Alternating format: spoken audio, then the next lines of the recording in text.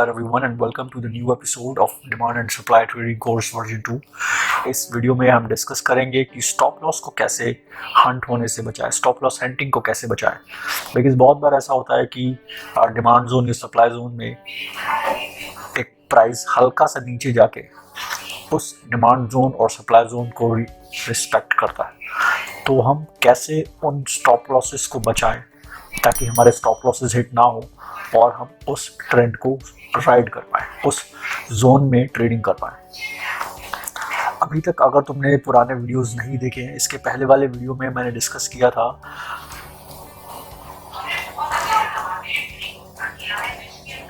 कि what to do when zone fails.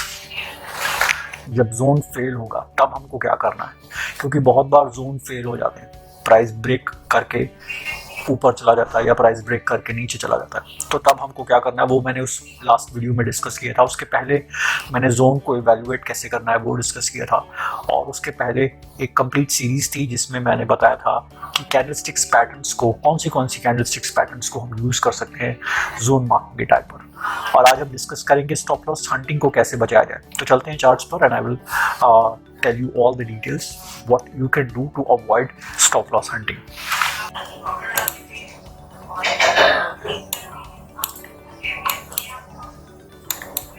Okay, तो ये मेरे पास एशियन पेंट का चार्ट है। देखते हैं कहाँ पर ऐसा हुआ है जब प्राइस हल्का सा नीचे जाकर उसको रिस्पेक्ट किया है।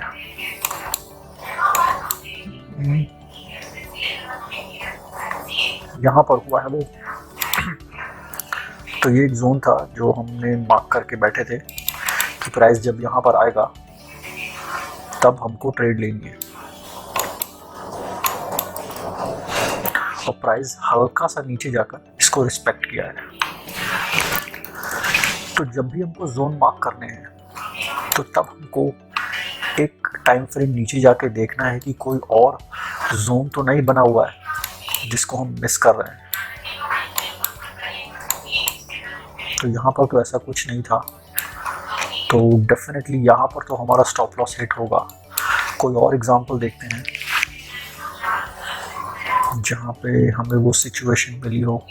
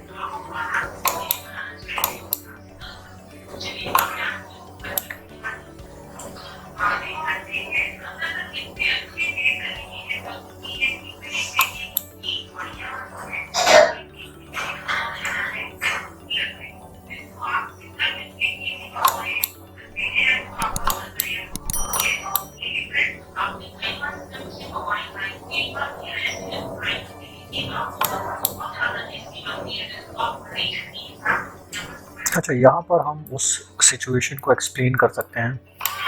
जैसे यहाँ पर एक जोन बना और हमने ये जोन मार्क करके बैठ गए कि जब फ्यूचर में प्राइस यहाँ पर आएगा तो हम यहाँ पर ट्रेड करेंगे। प्राइस आया, बट प्राइस ने इस जोन को नीचे तक ब्रेक कर दिया, उसके बाद उसने रिएक्शन दिया। तब हमको क्या करना है, जब भी हमें जोन मार्क करने हैं तब हमको देखना है कि कोई और जोन तो नहीं है जस्ट जोन के नीचे जो हम जोन मार्क कर रहे हैं।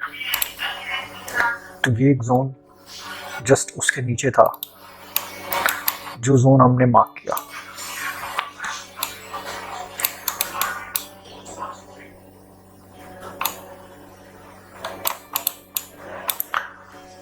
हमने ये जोन मार्क किया था, लेकिन प्राइस यहाँ तक आ गया, उस नीचे वाले जोन तक आ गया, और वहां से उसने रिएक्शन दिया। तो यहाँ पर तुम दो चीज़ें कर सकते हो, या तो अपनी एंट्री यहाँ पर भी रखो और यहाँ पर भी रखो। अगर ये वाली हिट हो जाती है, यहाँ पे टारगेट हिट हो जाता है, तो तुम ये वाली एंट्री को कैंसिल कर दो। या फिर मैं क्या करता हूँ, जब भी ऐसा सिचुएशन आता है कि दो जोन्स बन रहे हैं, पहला ये बन रहा है और दूसरा ये बन रहा है, क्या हो गया इसको, चलो इससे देखते हैं कि पहला, चलो एक जोन ये बन रहा है पहला और दूसरा ये बन रहा है। तो मैं करता हूँ क्या, मैं हमेशा सेकंड वाले जोन पे ट्रेड करता हूँ, मैं फर्स्ट जोन पे ट्रेड ही नहीं करता जब भी ऐसी सिचुएशन आती है। इसको बोलते हैं लेवल ओवर लेवल। तो एक लेवल ये है, एक लेवल ये है। मैं हमेशा फर्स्ट वाले को अवॉइड करता हूँ, सेकंड वाले को ट्रेड करता हूँ, बिकॉज देयर आर चांसेस कि प्राइस नीचे वाले जोन से ही रिएक्ट करेगा, क्योंकि नीचे वाले जोन में ज़्यादा ऑर्डर पड़े हुए हैं और ज़्यादा लिक्विडिटी है। तो प्राइस जब भी यहाँ पर आएगा, मैं यहाँ से रिएक्शन, मैं यहाँ से ट्रेड करना शुरू करूँगा और प्राइस ने यहाँ तक जाके इसको रिएक्शन दिया है। तो इसको बोलते हैं लेवल ओवर लेवल। जब भी तुम्हारे पास दो जोन्स साथ में आ रहे हैं, ट्राई करो कि दोनों जोन्स में एंट्री डालो। अगर पहले वाले जोन में एंट्री लेके तुम्हारा टारगेट हिट हो जाता है, दूसरे वाले को कैंसिल कर दो। या फिर जो मैं करता हूँ, मैं हमेशा सेकंड वाले जोन को प्रेफरेंस देता हूँ, फर्स्ट वाले जोन को ट्रेड करता ही नहीं। और कोई एग्जांपल देखते हैं।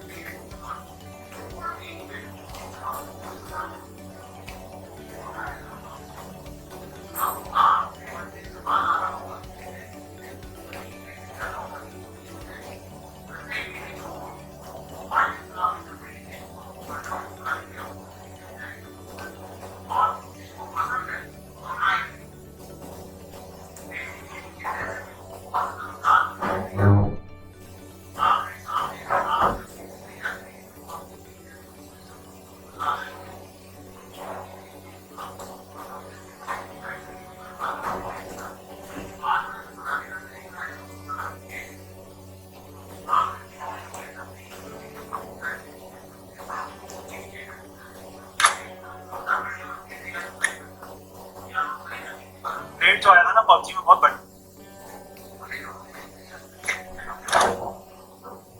जो मिल गया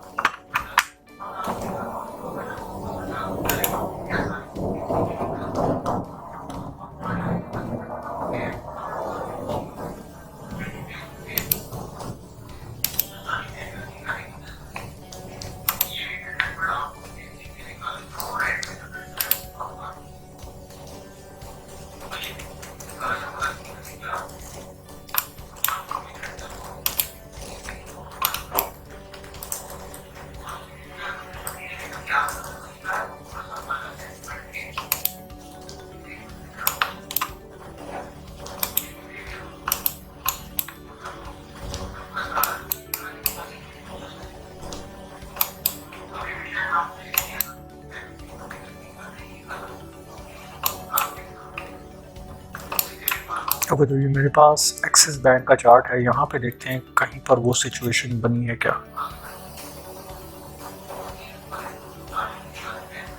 देखो यहाँ पर भी वो सिचुएशन बनी है।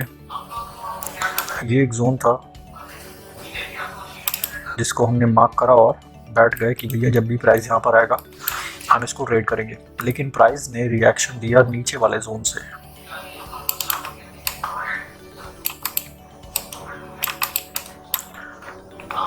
तो जब भी ऐसी सिचुएशन आएगी कि तुम्हारे पास एक जोन ये है और दूसरा जोन ये है, तो हमेशा मैं दूसरे वाले जोन को ज़्यादा इम्पोर्टेंस देता हूँ और नीचे वाले जोन पे ज़्यादा ट्रेड करने की कोशिश करता हूँ, ना कि ऊपर वाले की।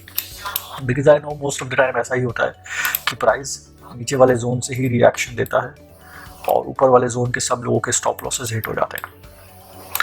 तो यहाँ पे अगर इसने दिया होता है ऐसा कुछ, तो आराम से हमारा 1:3 का टारगेट मेट हो जाता है। तो इसको कहते हैं लेवल ओवर लेवल।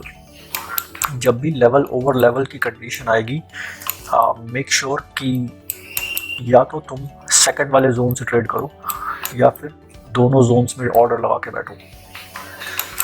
अगर दोनों जोन में ऑर्डर लगा के बैठने के तुम्हारे पास चीज़ें हैं, पैसा है, कैश है, then you can do that. Otherwise, what I do is I always trade on the second zone. मैं पहले जोन पे ट्रेड ही नहीं करता।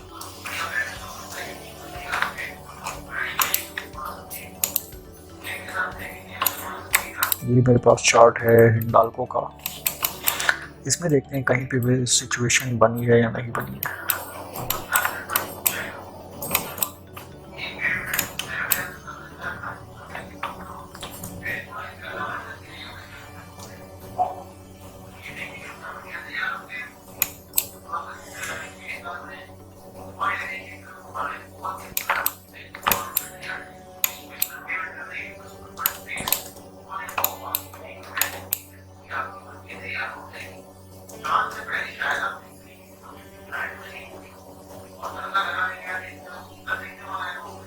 देखो यहाँ पर भी वो सिचुएशन बनती हुई दिख रही है हमें, बट ये जोन जो बन रहा है ये फ्रेशनेस ऑफ द जोन वाले कंडीशन को मेट नहीं करता है। एक ये जोन बना, बट ये जोन ने ब्रेकआउट दे दिया नीचे की तरफ और जाकर दूसरे वाले जोन से रिएक्शन दिया है। लेकिन जो दूसरा वाला जोन था वो ऐसा था कि प्राइस एक बार यहाँ पे आ चुका था, उसके बाद यहाँ पर इसने एक जोन बनाया, प्राइस ऊपर गया, नीचे आया, ये वाले जोन को ब्रेक करा और नीचे वाले जोन से ही रिएक्शन दिया। तो यहाँ पर क्योंकि ये फ्रेशनेस ऑफ द जोन वाली कंडीशन हमारी मैट ही नहीं हो रही है, तो हम ट्रेड नहीं करेंगे। लेकिन जब तुम एक्सपीरियंस्ड हो जाओगे देन यू विल नो कि फ्रेशनेस ऑफ द जोन इतना मैटर नहीं करती है। एज अ बिगिनर तुमको अवॉइड करना है, जब भी प्राइस सेकंड टाइम आएगा तुम्हें वो अवॉइड ही करना है। लेकिन जैसे जैसे तुम ट्रेड करते जाओगे तुम्हें पता चलता जाएगा कि फ्रेशनेस ऑफ द जोन इतना मैटर नहीं करती है। तुम दोबारा भी ट्रेड ले सकते हो, लेकिन वहाँ की कंडीशन देखने के बाद, जो कि तुम्हें खुद पता चलेगा। तुम्हारा एक्सपीरियंस इतना हो जाएगा कि तुम्हें पता होगा कि प्राइस यहाँ से नहीं यहाँ से रिएक्ट कर सकता है। तो यहाँ पर भी वही हुआ, प्राइस ने यहाँ से रिएक्ट किया और हमने अगर टारगेट की बात करें, अगर तुम इतना टारगेट इतना प्रॉफिट ले सकते हो तो ये कम्प्लीटली तुम्हारे ऊपर डिपेंड करता है। डिमांड सप्लाई ट्रेडिंग में बहुत बड़े बड़े टारगेट आते हैं, बहुत छोटे छोटे स्टॉप लॉसेस होते हैं, तो डेफिनेटली तुम इनमें ट्रेड करके पैसे कमा सकते हो। पूरा ट्रेडिंग कोर्स मैंने अपने चैनल पे डाला है, जिसको तुम यूज़ कर सकते हो अपनी ट्रेडिंग में और अपनी ट्रेडिंग को और इम्प्रूव कर सकते हो। इसके अलावा अगर तुमने पुराने वीडियोस नहीं देखे हैं डिमांड और सप्लाई ट्रेडिंग के, तो पुराने वीडियोस को जाके देखो और उसके बाद इस वीडियो को देखना, ताकि तुम्हें समझ में आएगा कि एग्जैक्टली मैं क्या बताने की कोशिश कर रहा हूँ इस वाले वीडियो में। और उसके अलावा मेरा प्राइस एक्शन ट्रेडिंग कोर्स भी है, तुम उसमें एनरोल करो ताकि मैं तुम्हें प्राइस एक्शन ट्रेडिंग के कंसेप्ट सिखा पाऊँ। उस ट्रेडिंग कोर्स में मैं कैंडलस्टिक्स के बेसिक्स से शुरू करूँगा कि कैंडलस्टिक्स को कैसे रीड करते हैं। कैंडलस्टिक्स को रीड करने से मतलब कि ये जो कैंडल बनी, अब इसके बाद मैं क्या एक्सपेक्ट कर रहा हूँ कि प्राइस कैसी जाएगा ऊपर, कैसी कैंडलस्टिक्स बन सकती हैं, ताकि मैं अपना नेक्स्ट मूव डिसाइड कर पाऊँ। उसके बाद मैं तुमको बताऊंगा कि मार्केट में क्या चल रहा है, अप ट्रेंड चल रहा है, डाउन ट्रेंड चल रहा है, ये अप ट्रेंड कितना स्ट्रॉन्ग है या डाउन ट्रेंड कितना स्ट्रॉन्ग है। ट्रेंड लाइन के बेसिक्स बताऊंगा, क्योंकि बहुत सारे लोग ट्रेंड लाइन को ही गलत ड्रॉ करते हैं और फॉल्स ब्रेकआउट होते हैं। उसके अलावा मैं वॉल्यूम को एनालाइज करना सिखाऊंगा कि वॉल्यूम को कैसे एनालाइज करते हैं, क्योंकि वॉल्यूम का एनालिसिस बहुत ज़रूरी है। वॉल्यूम का एनालिसिस तुमको बताता है कि ये जो ट्रेंड चल रहा है मार्केट में, ये जो बाय सिग्नल आया है, सेल सिग्नल आया है, ये डिमांड जोन बना है, सेल सपोर्ट सप्लाई जोन बना है, ये कितना स्ट्रांग है, कैसी वॉल्यूम यहाँ पे दिख रही है। सपोर्ट और रेजिस्टेंस लेवल्स को कैसे ड्रॉ किया जाता है, क्योंकि सपोर्ट और रेजिस्टेंस लेवल्स बहुत इंपॉर्टेंट लेवल्स होते हैं। बहुत सारे ट्रेडर्स यहाँ पे ट्रेड करते हैं बिकॉज उनको बहुत सारी वॉल्यूम यहाँ पे मिलती है, क्योंकि बड़े ट्रेडर्स छोटी वॉल्यूम से ट्रेड नहीं करते हैं। उनको चाहिए, उनकी क्वांटिटी ही बहुत ज़्यादा होती है, तो उन बहुत ज़्यादा ऑर्डर्स को कंज्यूम करने के लिए उनको चाहिए बहुत ज़्यादा बायर्स जो उनके सेल ऑर्डर को कंप्लीट कर पाएँ, या बहुत सारे सेलर जो उनके बाय ऑर्डर को कंप्लीट कर पाएँ। तो उसके लिए उनको सप्लाई जोन, डिमांड जोन या फिर सपोर्ट और रेजिस्टेंस लेवल्स पे आना ही पड़ता है। मैं तुम्हें वो भी सिखाऊंगा उस प्राइस एक्शन ट्रेडिंग कोर्स में। उसके अलावा मैं तुमको प्राइस एक्शन ट्रेडिंग स्ट्रैटेजीज बताऊंगा। 3 स्ट्रैटेजीज तुमको दूंगा जिनको तुम यूज़ कर सकते हो अपनी ट्रेडिंग में, और अपनी ट्रेडिंग को इम्प्रूव कर सकते हो और उससे पैसे कमा सकते हो। So till then I would advise you to practice this on charts as much as you can, और पुराने वीडियोस देखो जो डिमांड और सप्लाई ट्रेडिंग की मैंने एक प्लेलिस्ट बनाई है अपने चैनल पे, तुम वो जाके देखो, तुम्हें समझ में आएगा कि एग्जैक्टली मैं क्या डिस्कस कर रहा हूँ यहाँ पर। And I will see you in the next episode.